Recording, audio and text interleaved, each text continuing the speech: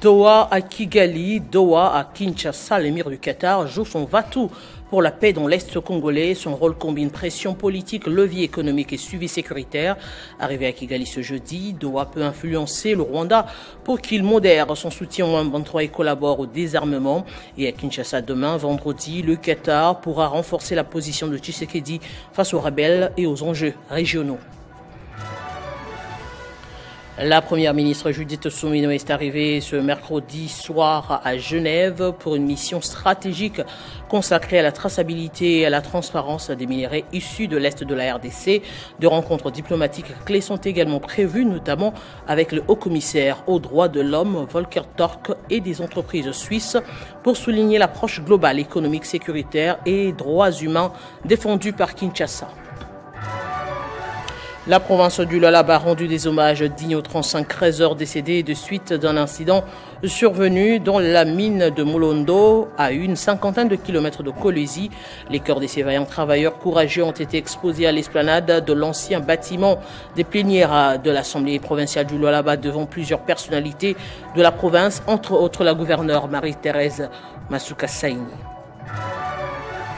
Et puis lancement officiel ce jeudi à l'université de Kinshasa des travaux anti-érosifs et de modernisation. L'objectif étant de lutter contre la menace de disparition par une érosion galopante et la dégradation avancée de la voirie au plateau des professeurs de cet alma mater. Bienvenue dans ce journal sur Télé 50 ce jeudi 20 novembre 2025. L'émir du Qatar, Sheikh Tamim Ben Hamad Al Thani, a posé ses valises à Kigali, puis il chutera à Kinshasa. Plus qu'un simple geste de courtoisie diplomatique, cette visite s'inscrit dans une dynamique de médiation active centrée sur le fragile processus de paix dans l'Est de la RDC. Depuis plusieurs mois, Doha s'est imposé comme un acteur clé proposant des initiatives visant à stabiliser une région minée par des conflits armés et l'ingérence régionale. Renforcer la transparence et la traçabilité des minerais stratégiques en provenance de l'Est du pays. La première ministre est arrivée mercredi à Genève en Suisse, accompagnée de ses ministres. La chef du gouvernement rencontrera des acheteurs internationaux, des investisseurs majeurs, des partenaires au développement et l'objectif est de concevoir un système de traçabilité renforcé de la mine à l'exportation pour mettre fin à la contrebande des minerais plus droités, étain, tantal, tungstène vers les pays voisins ayant les velléités négatives contre la République démocratique du Congo. La loi des finances exercice 2026 adoptée au niveau de l'Assemblée nationale, mais la vigilance s'impose pour que les effets se ressentent réellement au panier de la ménagère. C'est le combat et le plaidoyer de la génération 4 de Gaston Fumu qui suit de près la répartition de cette mobilisation. Vous ne pouvez pas croire que nous avons 302 collecteurs des impôts et des taxes dans ce pays. Nous en avons 99. La Chine, il ne paie que 9%. Et ça, quand on fout le passe aux foutawana, dengue que kabalo yebite. Te guichet ne ki amboka oyo, eza soki botia mpene ki tango tamboli, eza on dirait bokati bato ba vimba mabumwana, o bazaka ba mbongo ya pembeni, bokati bango kop et simbate. Nous sommes dans un pays où le ministre veut aller discuter avec les clients qui paient des impôts. Le ministre veut les discuter avec eux, discuter sur combien il doit payer. Est-ce que c'est négociable? En tout cas, on a 23 recommandations to Pesengi. Tosengi na ba lebeya bantoma o ba lebela ka ba l'Assemblée nationale comme la Sénat. Batala sur le 23, basunga biso na 18. 18 eleka, 15 eleka parce qu'ils allaient pour na bolamo ya congolais. Ils allaient pour na bolamo na bango ya biso ya mkonzamboka pe ya mutu nyoso bengami congolais. Na code douanier. Code douanier na mi-temps oyo, nous ne produisons rien, mais nous mangeons tout ce que nous ne produisons pas. Nous mangeons ce que nous ne produisons pas. Nous importons tout, mais nous avons un code douanier qui nous dit que l'icoloya production d'habitude te produira ka awa. Tu peux importer le Libanda, mais tout ce qu'on mange ici n'est pas produit au Congo, c'est importé d'Angola, d'Ouganda, du Nigeria. Toujours l'amboko to met la canette ya coca. Nigeria. Et puis, avec beaucoup de respect, son Excellence, Monsieur le Président de la République, chef de l'État, Action Acte, la première lettre, il a réagi. Produit localement, produit dans le cannabis. Ce qui est produit ici chez nous, eau gazée, yaourt, hein, ma fouta ou baso la honte taxis yani. Reconnaissance des génocides congolais, le ministre des Droits humains Samuel Mbemba a fait le travail de vulgarisation à présent. Il a présenté les 2 premières résolutions au révérend docteur Bokondoa qui lui a demandé de les répercuter au sein de l'Église Christ du Congo. Faisons suite aux orientations de la première ministre Judith Suminwa sur la vulgarisation des résolutions de la Commission africaine des droits de l'homme et des peuples, la CADHP, ainsi que de la société civile africaine reconnaissant les génocides commis en RDC. Le ministre des droits humains a effectué un déplacement au siège national de l'Église du Christ au Congo, l'ECC, ce jeudi pour présenter et remettre aux représentants légaux et présidents de ce corps religieux, le révérend docteur André Gédéon Bokondoa, les 2 résolutions obtenues par la RDC. Durant près d'1 heure, les 2 personnalités ont échangé autour de cette avancée significative dans le combat pour la reconnaissance des génocides congolais commis par le Rwanda depuis plus de 3 décennies. Il y a eu lieu ce jour pour lui remettre les 2 premières résolutions reconnaissant au niveau international les génocides congolais. Il était de mon devoir de venir vers les pères de l'Église pour les leur remettre conformément aux recommandations instructives. Il s'agit des premiers résultats du combat initié par son Excellence Monsieur le Président de la République pour la reconnaissance des génocides que notre pays connaît.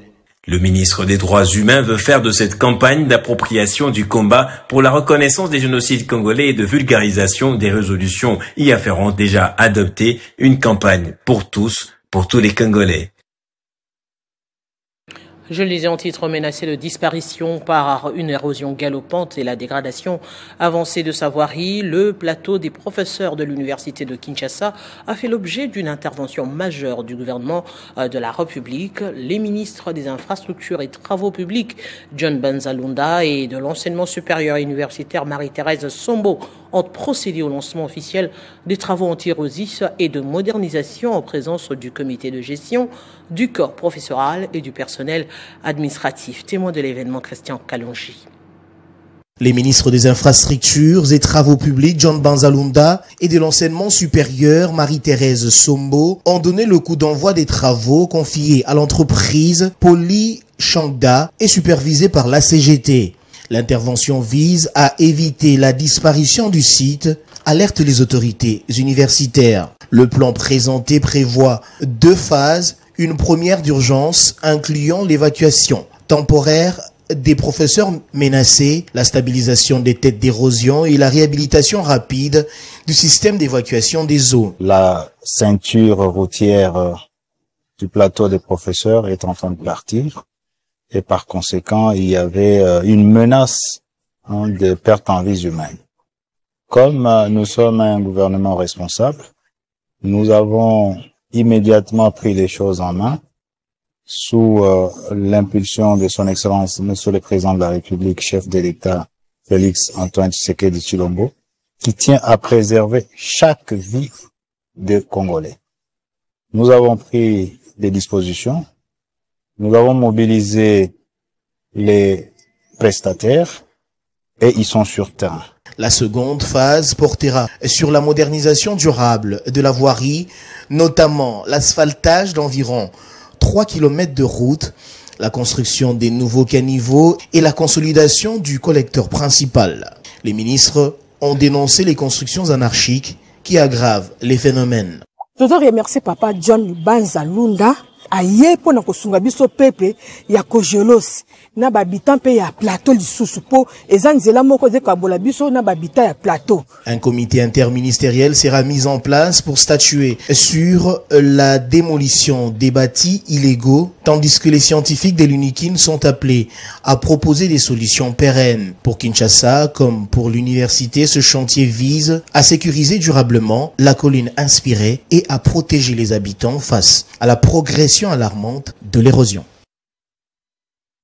Nous revenons sur le naufrage survenu en début de semaine sur la rivière Sankourou. Au moins 70 personnes restent portées disparues. La baleinière qui transportait plus de 120 passagers a chaviré près de la localité de Diboulantseba, dans le territoire du Lebo Kassai. Nous sommes en ligne avec le président de la société civile de Lodja, André Djongekama, pour en savoir davantage. Bonjour, que sait-on à ce jour de ce naufrage? Quel type d'embarcation navigue habituellement sur les eaux du Sankourou et plus largement dans la province?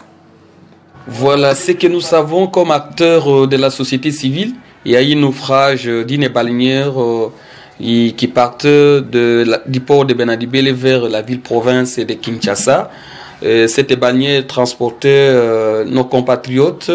Malheureusement, on nous signale que plus de 50 compatriotes auraient perdu la vie, même si on continue les recherches, parce que, comme au Sankourou et à Lodja particulièrement, on observe plusieurs cas de deuil à travers les familles, ça et là. Donc, c'est une situation qui a sécué aussi bien beaucoup de familles, comme je l'ai dit. Généralement, le trafic fluvial qui s'est fait au Sankourou, l'embarcation avec des baleinières, voire un bateau.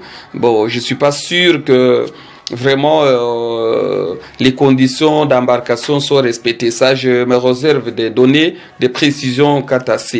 Il est difficile de dire que les autorités parviennent vraiment à respecter les normes, étant donné que c'est plusieurs fois que les compatriotes meurent dans les mêmes circonstances. Je crois qu'il y a lieu de vérifier la qualité des baleinières et surtout prendre toutes les dispositions en vue de prévenir tout danger, parce qu'on ne peut pas accepter les cas en répétition des accidents, même si les causes par rapport à ce que nous venons de déplorer, les causes ne sont pas encore identifiées ou alors connues. Les services continuent à faire le travail pour essayer d'établir les responsabilités par rapport à ces fléaux qui viennent d'endeuiller plus de 100 familles dans la province de Sankourou. André Djongekama, grand merci à vous. Je rappelle que vous êtes président de la société civile de Lodja. ONU Femmes RDC a organisé une rencontre de haute portée féminine à la Maison de France. Plusieurs sujets d'actualité étaient au menu, notamment les questions essentielles liées à la paix et à la sécurité. Objectif, trouver des solutions idoines à la participation croissante des femmes dans les instances décisionnelles. La députée nationale élue naturelle de Lubudi, la princesse Munongo Inamizi, en sa qualité du rapporteur des réseaux des femmes parlementaires et présidente de plusieurs organisations d'encadrement de la femme, dont les CEDEF et Mamatou Ngane, a pris une part active à une rencontre de haute portée féminine organisée par ONU Femmes ce lundi 17 novembre 2025. La Maison de France à la Gombe a servi de cadre à cette journée d'échange qui a également réuni les femmes leaders des associations non gouvernementales et politiques. Cette rencontre a été honorée par la présence du directeur régional de l'ONU Femmes, zone ouest et centrale, M. Maxime Wianato. Les questions essentielles liées à la paix, à la sécurité, au développement et à l'autonomisation de la femme ont fait l'objet de ces échanges riches et nourris par des expériences de participantes. Dans son intervention, celle qui porte la voix de la femme du territoire de Lubudi, Dominique Munongo Inamizi a peint sans complaisance la situation que traverse la femme politique et députée en RDC. Ces échanges pourrait porter sur la participation des femmes au processus de paix, la lutte contre les violences sexuelles et basée sur le genre, la reconstruction du tissu économique et social, la justice pour les victimes, la mise en place de mécanismes de mentorat entre pairs permettant à des femmes parlementaires et leaders expérimentés dans d'autres contextes post-conflit d'accompagner des femmes congolaises engagées sur ces mêmes enjeux. Ce serait une véritable école de leadership politique et de résilience. La création ou le renforcement d'un réseau structuré de femmes leaders en contexte de conflit pour partager des outils, des textes de loi, de stratégies de plaidoyer et porter un message commun à l'échelle régionale et à l'international. Elle a relevé la nécessité de voir ONIFEM organiser des rencontres et voyages d'expérience avec les femmes politiques de pays qui ont connu des situations de conflits en vue de trouver des solutions durables ainsi qu'une participation croissante des femmes dans les instances décisionnelles. D'autres intervenantes ont mis l'accent sur la pauvreté qui gangrène les victimes de la guerre à l'Est. Stigmatisées, sans accès au microcrédit pour son autonomisation, confrontées aux us et coutumes et à la non-instruction de certaines femmes. Autant d'éléments qui bloquent le développement de la femme congolaise. Femme au plaidoyer des femmes politiques et leaders présentes à cette rencontre, le directeur régional de l'ONIFEM a préconisé l'organisation d'un agenda commun pour des actions coordonnées. Les participantes à cette rencontre, organisée par ONIFEM, n'ont pas caché leur satisfaction. C'est par une photo de famille que l'activité s'est clôturée.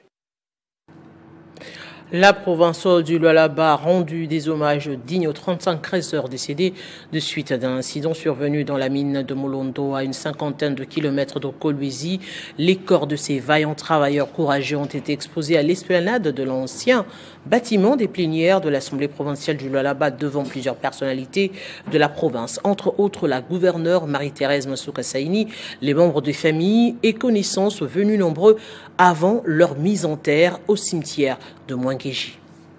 Un voile de douleur a enveloppé Kolwezi mercredi 19 novembre 2025.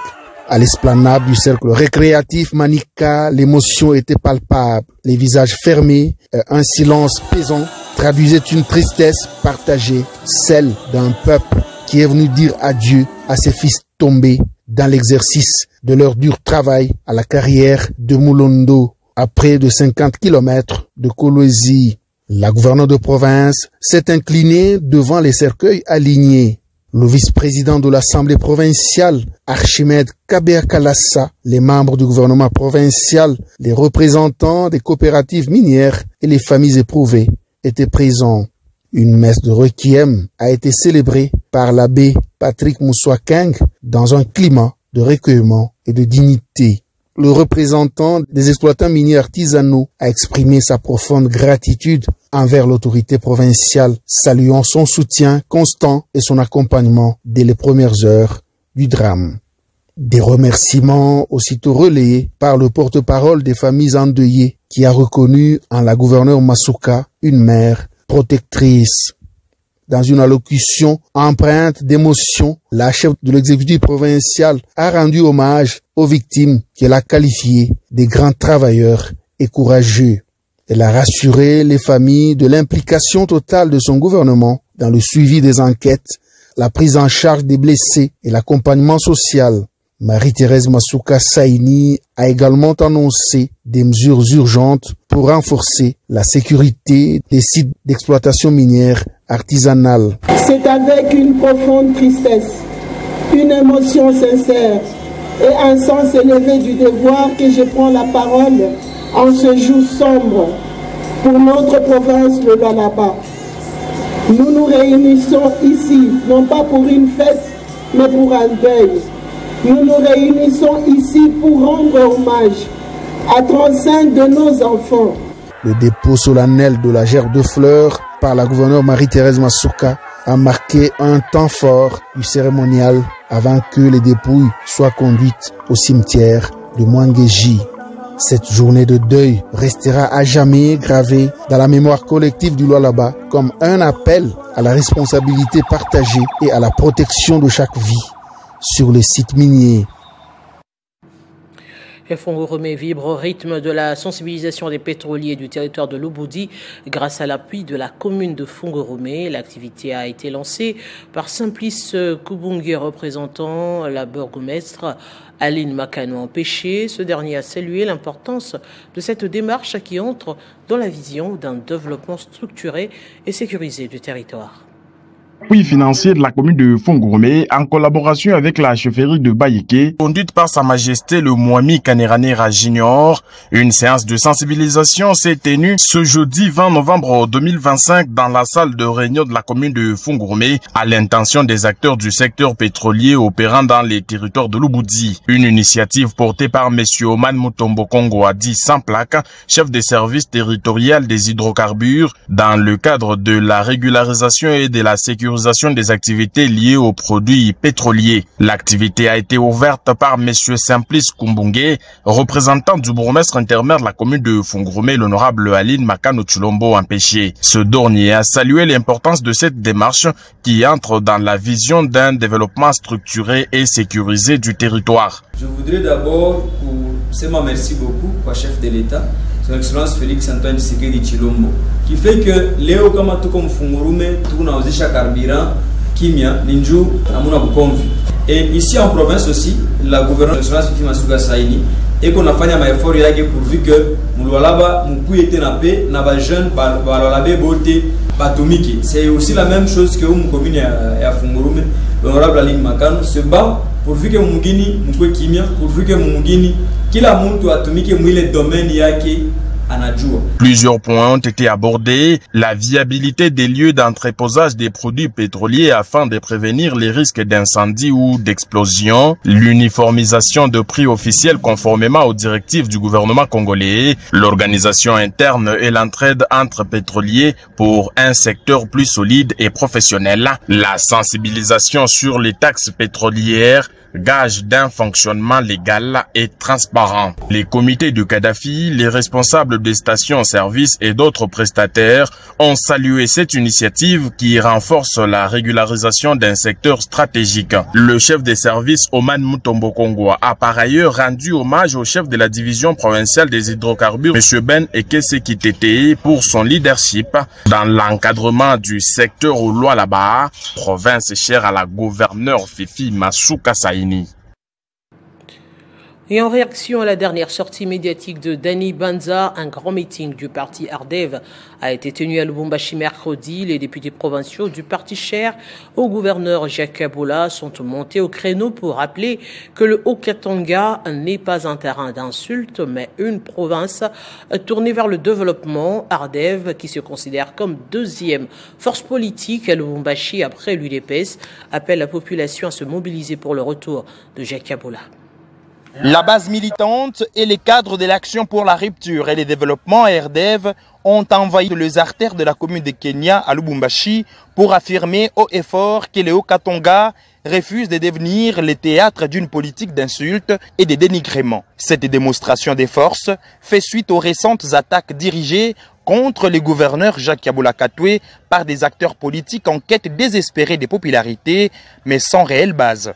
Porté par une foule compacte, le secrétaire fédéral de la RDEV au Katanga, l'honorable Daoute Katwe David, a ouvert la série d'interventions. Il a ensuite cédé la parole au secrétaire général adjoint, l'honorable Jean-Paul Mwenge, qui a rappelé que Jacques Kabula Katwe était membre du présidium de l'Union sacrée pour la nation, plateforme chère au président de la République, Félix Antoine Tshisekedi Tshilombo, et reste engagé avec son parti dans la lutte contre les antivaleurs et ne se laissera pas entraîner dans le piège de la provocation. Dans la même lancée, l'honorable Samuel Kilolo-Yumba, secrétaire exécutif de la RDEV Kasenga, a émis un message ferme à tous ceux qui s'attaquent injustement au gouverneur Jacques Kabula. Profitant de cet élan populaire, les cadres de l'action pour la rupture et le développement RDEV ont plaidé pour une implication personnelle du chef de l'État, Félix Antoine Tshisekedi Tshilombo, afin de permettre le retour de son meilleur élève, Jacques Kabula Katwe, en province. Pour la stabilité des institutions en province, nous demandons l'implication du président de la République pour que Jacques Kabula Katwe Et pour prouver la force de leur mobilisation, ces milliers de militants ont accompagné la délégation de la RDEV jusqu'au centre-ville de Lubumbashi. 2 kilomètres parcourus à pied dans une ambiance électrique témoignant de la détermination d'un Haut-Katanga uni derrière son gouverneur Jacques Kabula Katwe. En parlant des gouverneurs, celui du Olomami, Marmon Banza Mouloumé, a remis à la division provinciale un lot important des médicaments essentiels. Ces produits réceptionnés par le ministre provincial de la Santé seront distribués dans les zones de santé du Olomami. S'inscrivant dans la vision du chef de l'État, Félix Antoine Tshisekedi Tshilombo, celle de donner l'accès aux soins de santé à toute la population de la RDC d'une part, et d'autre part celle du Olomami, le gouverneur Marmon Banza a mis tous les moyens pour acheter 8,7 tonnes de médicaments essentiels. C'est jeudi, le patron de la province a fait une descente au lieu où est stocké ces produits pour les remettre au ministre provincial de la Santé. afin que chaque zone de santé du Olomami soit bénéficiaire. Le gouverneur Marmo Banza a exhorté au ministre de la Santé à utiliser ces produits en toute responsabilité. Dans le cadre de la couverture santé universelle, notre gouvernement s'est assigné comme objectif protéger notre population, parce que la population constitue pour nous la première ressource. C'est un capital que nous remettons dans nos hôpitaux. C'est un vaste programme que nous prenons pour équiper nos hôpitaux en médicaments et sauver la vie de nos frères. Ce capital ne peut pas être dilapidé. Je vous demande de suivre attentivement ce qui se fait dans les hôpitaux. En dehors de chez vous, nous allons instaurer un mécanisme de contrôle au niveau du gouvernement pour suivre tous les hôpitaux qui ont déjà reçu l'appui de notre gouvernement provincial. Je vous remets pour l'usage en bon père de famille. À son tour, le ministre des Tutelles a remis symboliquement le produit au chef de division de la santé. Pour le gouverneur Marmo Banza, la santé universelle de sa population est nécessaire pour garantir que toutes les personnes, indépendamment de leur situation économique, aient accès aux services de santé de qualité dont elles ont besoin. Tout à fait autre chose. La directrice générale d'intérim des lignes maritimes congolaises, Gisèle Mboissiem-Mbiong, a procédé au lancement des travaux de la session budgétaire 2026, une initiative qui s'inscrit dans la vision du chef de l'État, Félix-Antoine Tshisekedi Tshilombo, axée sur le principe « le peuple d'abord ». Ce rendez-vous stratégique marque une étape décisive pour le repositionnement du géant des mers congolais sur l'échiquier maritime national. C'est dans une ambiance d'engagement et de rigueur que la session budgétaire 2026 a été lancée au siège de LMC-SA sous la houlette de Gisèle Mboissiem-Mbiong Moupa, directrice générale ad intérim de l'armement national. Cette session budgétaire que j'ai l'initiative d'ouvrir dans ces jours, je vous convie à poser des bons diagnostics, à identifier des points forts, des faiblesses, des risques ou d'opportunités qui concrétisent la vie actuelle des lignes maritimes congolaises SA. Je suis consciente de l'héritage que je reçois, mais je suis surtout tournée vers l'avenir que nous allons construire ensemble. Le budget 2026 doit être le premier chapitre de notre succès collectif. Objectif affiché, élaborer des prévisions budgétaires réalistes pour bâtir une trajectoire claire vers 2029. Cette vision stratégique prévoit de repositionner LMC-SA comme un acteur majeur du transport maritime congolais. Chaque directeur sera en train d'expliquer ce qu'il a retenu comme force, faiblesse, opportunité et menace. Et ensemble, nous allons consolider nos efforts pour harmoniser les documents. Les défis sont de taille, menace de rupture sur la ligne Anvers-Matadi, nécessité d'élargir la perception des droits de trafic maritime au port de Dar es Salaam, Mombasa et Walvis Bay. Chaque direction est appelée à remettre un état des lieux d'ici le 25 novembre. LMC veut tourner la page d'un passé incertain et écrire avec ses cadres et agents un nouveau chapitre marqué par la stabilité, la performance et l'impact économique. Le redressement est en marche. Depuis le 1er juillet 2025, un nouveau système de facturation s'applique en République démocratique du Congo et sachez que la délivrance de la facture normalisée devient obligatoire aux assujettis à la TVA à partir du 1er décembre 2025. Les détails dans ce communiqué. Dans ce communiqué, le ministère des Finances, au travers de la Direction générale des impôts, annonce que l'utilisation de la facture normalisée sera obligatoire à partir du 1er décembre 2025 pour tous les assujettis à la TVA sur l'ensemble du territoire national. Les entreprises concernées doivent se conformer à cette exigence. La DGI précise que les charges relatives à l'IBP ne pourront être déductibles qu'avec une facture normalisée. Les sociétés n'ayant pas de système de facturation sont encouragées à utiliser une unité de facturation ou les IUF gratuits disponibles sur le site idef.dgirdc.cd. Celles qui possèdent un système de facturation électronique doivent impérativement le faire homologuer auprès de la DGI avant la date limite du 1er décembre. En outre, Le ministère des Finances informe toutes les entreprises assujetties à la TVA que la DGI met en place des webinaires gratuits du 10 novembre au 19 décembre pour aider les entreprises à se conformer à cette nouvelle réglementation.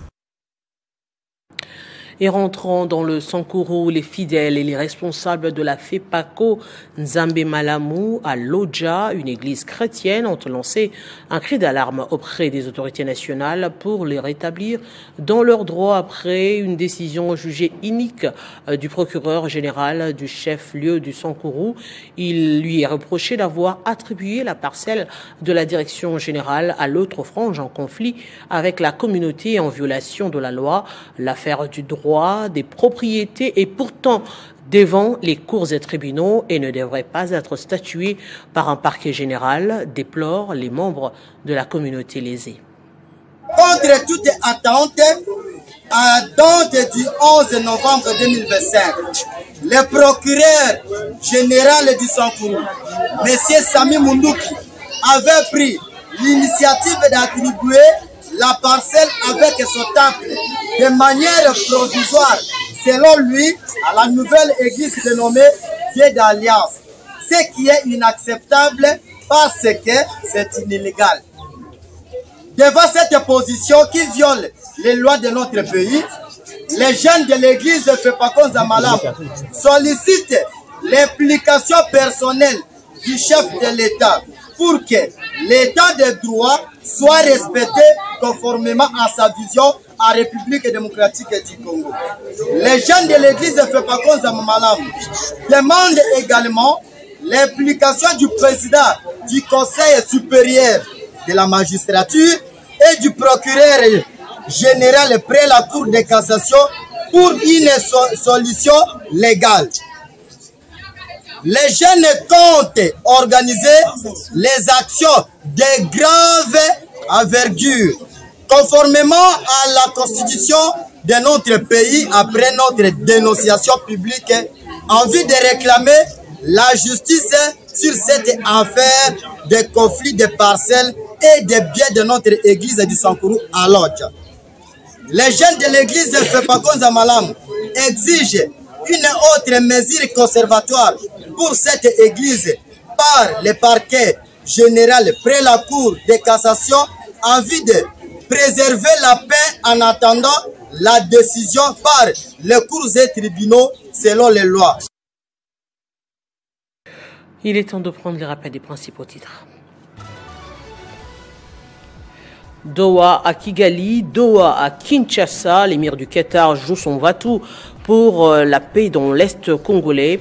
Son rôle combine pression politique, levier économique et suivi sécuritaire. Arrivé à Kigali ce jeudi, Doha peut influencer le Rwanda pour qu'il modère son soutien au M23 et collabore au désarmement. Et à Kinshasa, demain, vendredi, le Qatar pourra renforcer la position de Tshisekedi face aux rebelles et aux enjeux régionaux. La première ministre Judith Suminwa est arrivée mercredi soir à Genève pour une mission stratégique consacrée à la traçabilité et à la transparence de minerais issus de l'Est de la RDC. Des rencontres diplomatiques clés sont également prévues, notamment avec le haut-commissaire aux droits de l'homme, Volker Turk, et des entreprises suisses pour souligner l'approche globale économique, sécuritaire et des droits humains défendue par Kinshasa. Et la province du Lualaba a rendu des hommages dignes aux 35 creuseurs décédés de suite d'un incident survenu dans la mine de Moulondo à une cinquantaine de kilomètres de Kolwezi. Les corps de ces vaillants travailleurs courageux ont été exposés à l'esplanade de l'ancien bâtiment des plénières de l'Assemblée provinciale du Lualaba. Et puis lancement officiel ce jeudi à l'université de Kinshasa de travaux anti-érosifs et de modernisation. L'objectif étant de lutter contre la menace de disparition par une érosion galopante et la dégradation avancée de la voirie au plateau des professeurs de cette alma mater. Ainsi prend fin ce journal. Mesdames, Messieurs, merci de l'avoir suivi et très bonne suite de programme sur Télé 50.